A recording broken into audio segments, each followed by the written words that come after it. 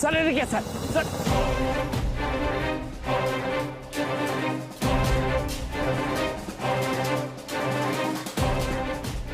Sir ধুনোর গন্ধ পাচ্ছেন? Yes, you're right Mukunda. এই জঙ্গলে নিশ্চয়ই কোনো সাধু আছে, তাহলে এরকম স্মেল আসিত না। স্যার গন্ধটা ওদিক থেকে আসছে। এসো।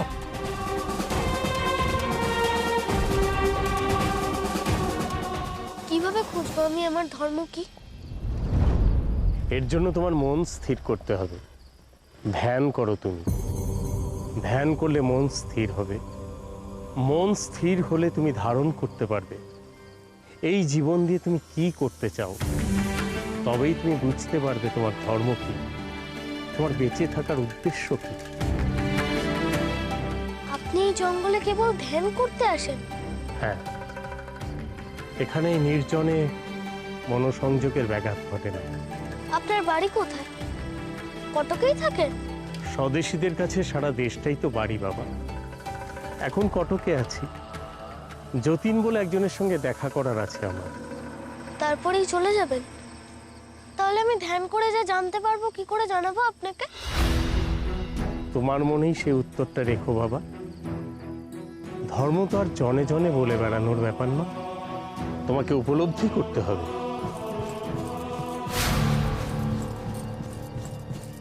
কে যেন আসছে। একজন নয়, একাধিক মানুষ আসছে। এই জঙ্গলের দিক দিয়ে কেন আসছে? পুলিশ নয় তো? স্বদেশীদের সবসময় পুলিশ খুঁজে বেড়ায়। আমার মনে হয় পুলিশ আসছে।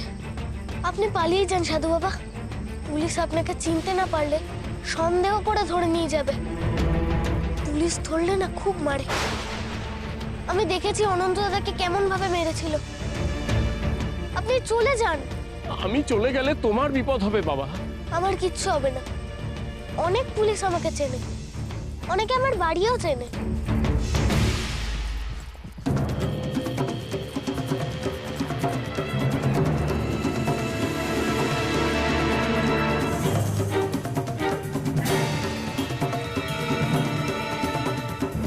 আপনি যান, চলে যান, না হলে যে দেশ ধর্ম পালন হবে না।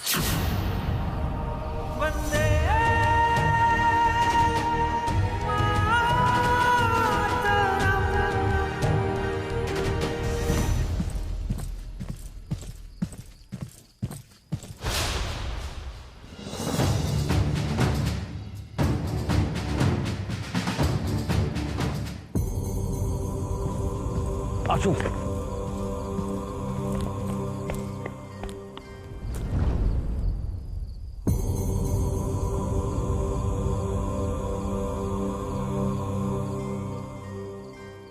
এই ছেলে, এই ছেলে, দেখ এই জঙ্গলের মধ্যে কি করছিস তুই? ধ্যান করছি। আপনারা আমাকে বিরক্ত করবেন না। সাহস দেখেছেন স্যার? এই তুই কোনো সাধুকে দেখেছিস এখানে? আমি কাউকে দেখিনি। ধ্যান করলে মানুষের চোখ বন্ধ থাকে।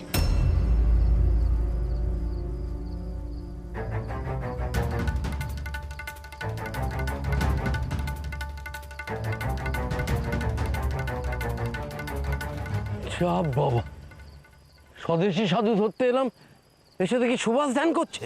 I told you Mukunda. Sir, sir শুনুন স্যার, খবরটা না পাক্কা ছিল, একদম জেনুইন খবর পেয়েছিলাম স্যার। ওই কলকাতা থেকে সাধুটা কটকে এসেছে।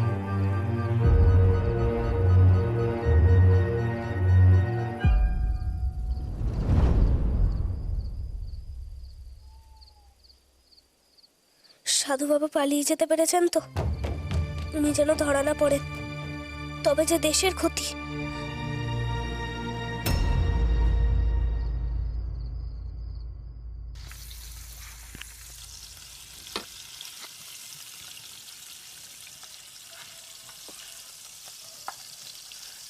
আচ্ছা শোনো, যতীনদার অনন্তদা ফিরছে, সকলের সাথে কি একটা জরুরি কথা আছে।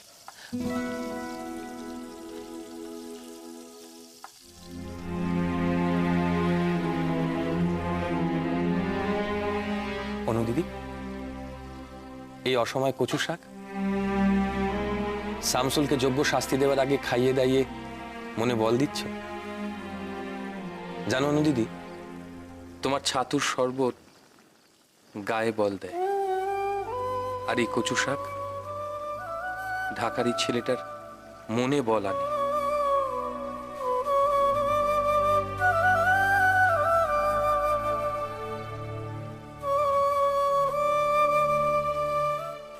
তোমার এই কচু শাক খাওয়ার পরে শামসুলকে মেরে নিজে মরলেও মনে কোনো খেদ থাকবে না অনু দিদি।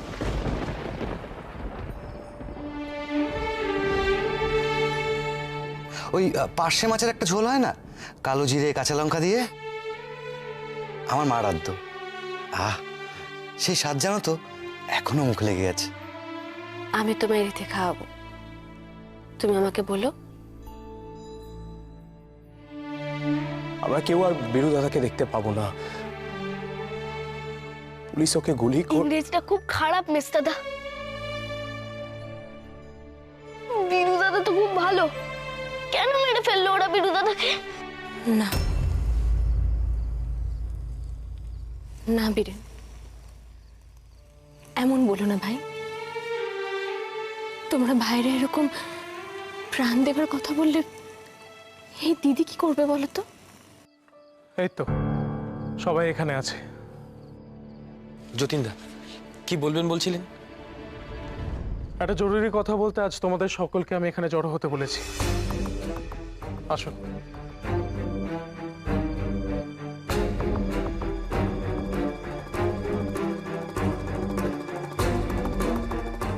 দলের সবাই একদিনে শামসুলের উপর নজরদারি করে যা অনুমান করেছি, তাতে শামসুলকে মারা অত সহজ হবে না।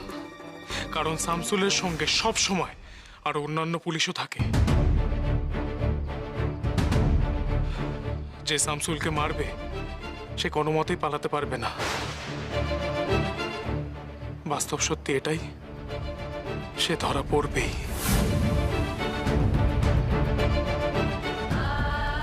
আমাদের এখন একটাই লক্ষ্য, শামসুলের মৃত্যু।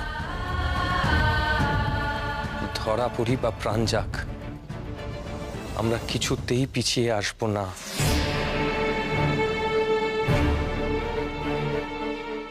যদি ফাঁসি হয় বা দ্বীপান্তর হয়, তাহলেও আমরা একটাই কথা জানব, প্রাণ থাকতে এ দেশ স্বাধীন হবে। কালকেই সেদিন, কালকেই 24 তারিখ। কালকেই শেষ হবে শামসুল আলম। আমি প্রতিজ্ঞা করছি, আমি যদি ধরা পড়ি, দেশের কোনো স্বদেশী ভাইয়ের নাম আমি উচ্চারণ করব না। অনন্তদার কাছ থেকে দেখে শিখেছি কিভাবে শত অত্যাচারের পরেও দাঁতে দাঁত চেপে বন্দে মাতরম উচ্চারণ করতে হয়।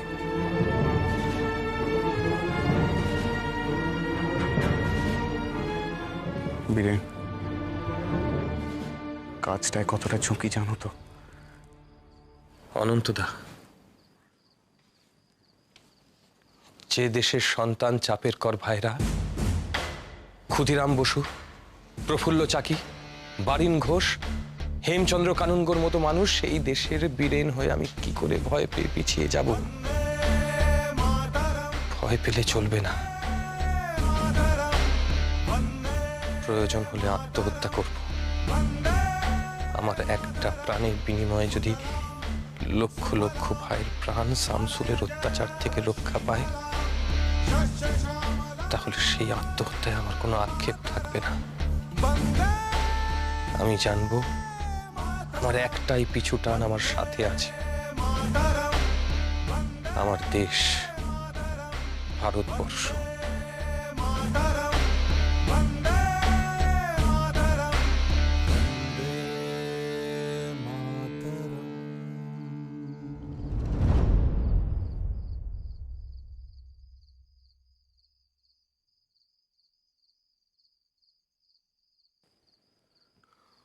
কাল 24 তারিখ। কাল আমরা কেউ সফল না হয়ে ফিরব না। কাল আমরা সকলে বীরেনের সঙ্গেই থাকবো। এসো আমরা সকলে প্রতিজ্ঞা করি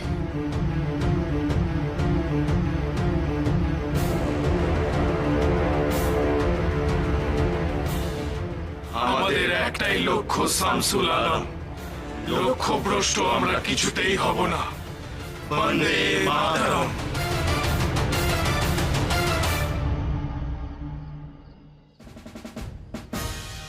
বিধির বাঁধন কাটবে তুমি এমন শক্তিমান, তুমি কি এমনি শক্তিমান? বিধির বাঁধন কাটবে তুমি এমন শক্তিমান, তুমি কি এমনি শক্তিমান? আমাদের ভাঙা গড়া তোমার হাতে এমন অভিমান, তোমাদের এমনি অভিমান। বিধির বাঁধন কাটবে তুমি এমন শক্তিমান, তুমি কি এমনি শক্তিমান?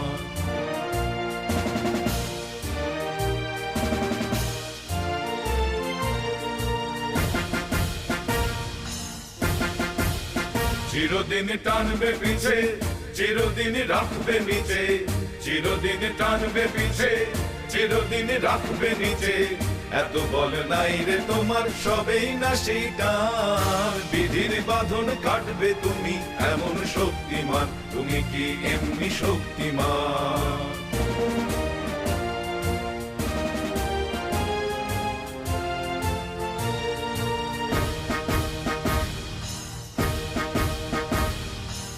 শাসনে যতই ঘেরো আছে বল দুর্বলেরও, শাসনে যতই ঘেরো আছে বল দুর্বলেরও।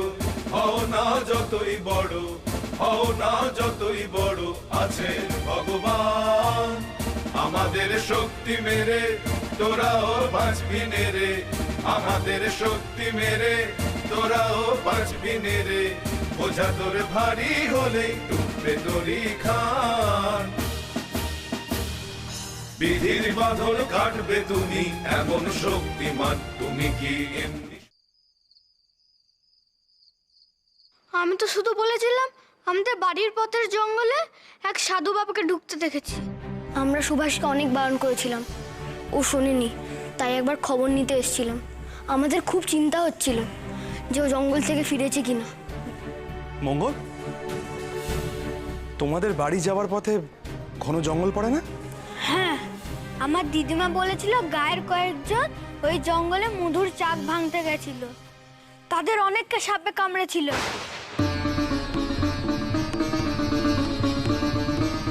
আর কাউকে কাউকে তো কোনোদিনই পাওয়া যায়নি।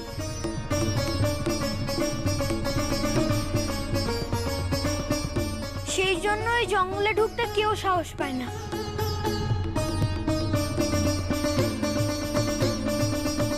সুভাষ ওই জঙ্গলে গিয়েছে? সতীশ, দারোয়ানদের বলো ওই মশাল বল্লম যা যা লাগে সেগুলো নিয়ে আমরা যাব সুভাষকে খুঁজতে। আচ্ছা বাবা। তোমরাও সকলে বাড়ি যাও, তোমাদের বাড়ির লোকজন চিন্তা করবে। মঙ্গল, শুধু তুমি থাকবে। তুমি আমাদেরকে জঙ্গলের পথটা দেখিয়ে দিয়ে তারপর বাড়ি যাও। পিসিমা, আপনি সরলা, প্রমীলা আর বিভাবতীকে নিয়ে ভেতরে যান, আমরা বেরোবো। এসো। এই তো ছোট দাদা।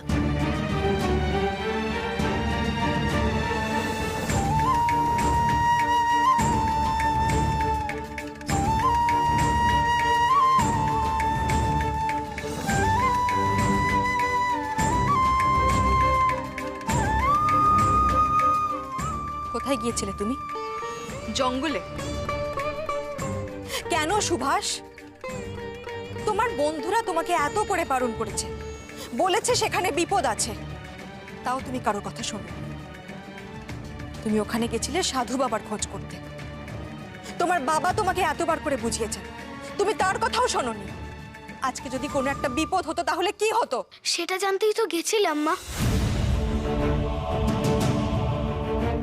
ওই জঙ্গলে কি আছে কেউ জানে না, তবুও সকলে ভয় পায়।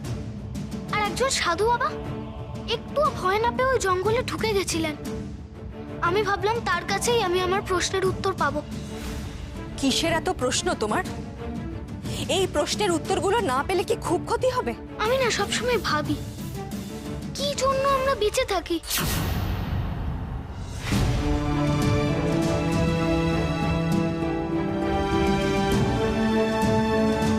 যদি সব না জানতে পারি তাহলে বেঁচে থেকে কি লাভ?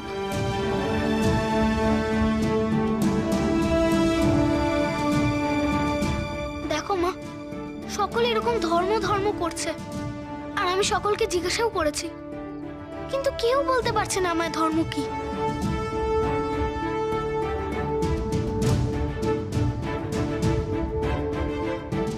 আর আমিও উত্তর খুঁজে পাচ্ছি না। যদি জানতেই না পারে যে ধর্ম কি, তাহলে পড়াশোনা করে কি লাভ?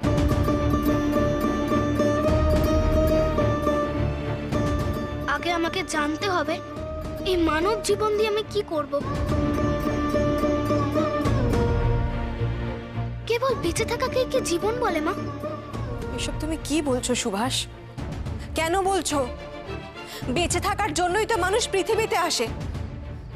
আপনি শুনছেন সুভাষ কি বলছে?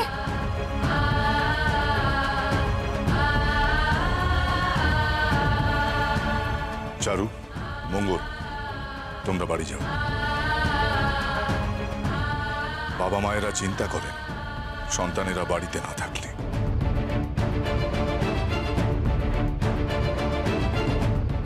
যাও, এবার তোমরা সকলে বাড়ি যাও।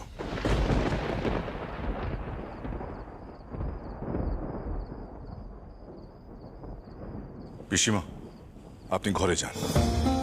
সরলা, তোমার দিদিকে নিয়ে ভেতরে যাও। আমি যাবো মা, সুভাষকে নিয়ে যাও।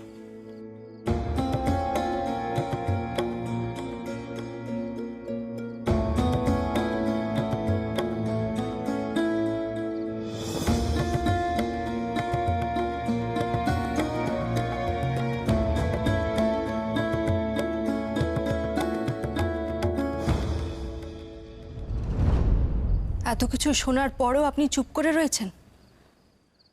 সুভাষকে কেন কিছু বললেন না? আমি কিন্তু কাল থেকে ওকে বাড়ি থেকে একা একা একদম বেরোতে দেব না। না প্রভা, সুভাষ কালকেও বাড়ি থেকে একাই বেরোবে। ও একাই যাবে।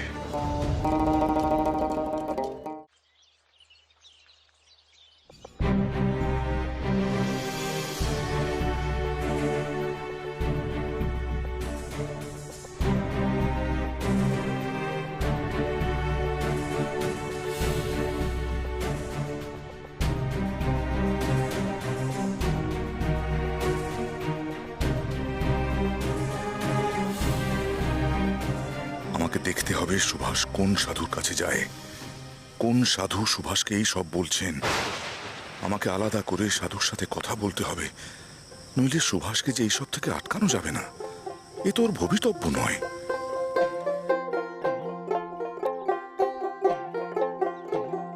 যে তোরে পাগল বলে তারে তুই বলিস নে কিছু।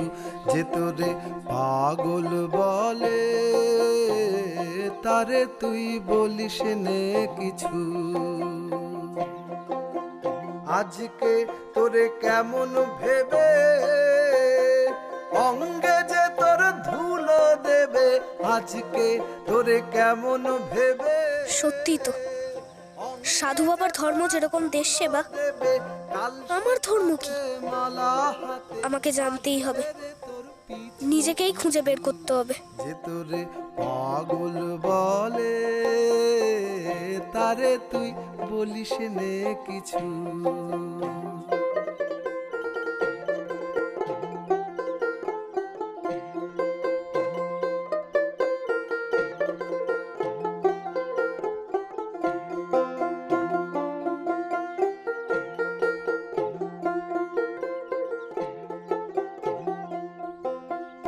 আজকে আপন মানের ভরে থাক সে বসে গদির পরে। আজকে আপন মানের ভরে থাক সে বসে গদির পরে। কাল সে এই দিক দিয়েই তো যাচ্ছিল সুভাষ, হারিয়ে গেল কোথায়? মাথা নিচু, যে তোরে পাগল বলে তারে তুই বলিস নে। আগের দিন এই পথে এসেছিলাম না সাধু বাবার কাছে? পাগল বলে সুভাষ! তারে তুই বলিস দে কিছু। সুভাষ, তুমি কোথায়? পাগল বলে। সাধু বাবা কোথায় গেলেন?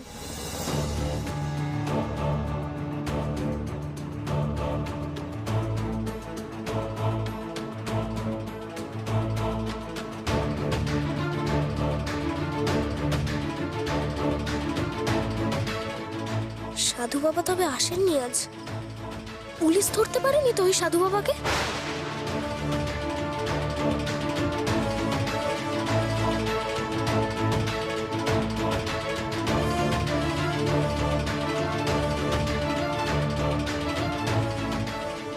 আর সময় নষ্ট করে লাভ নেই, আমাকে পুলিশের সাহায্য নিতেই হবে। কোথায় গেলে সুভাষ?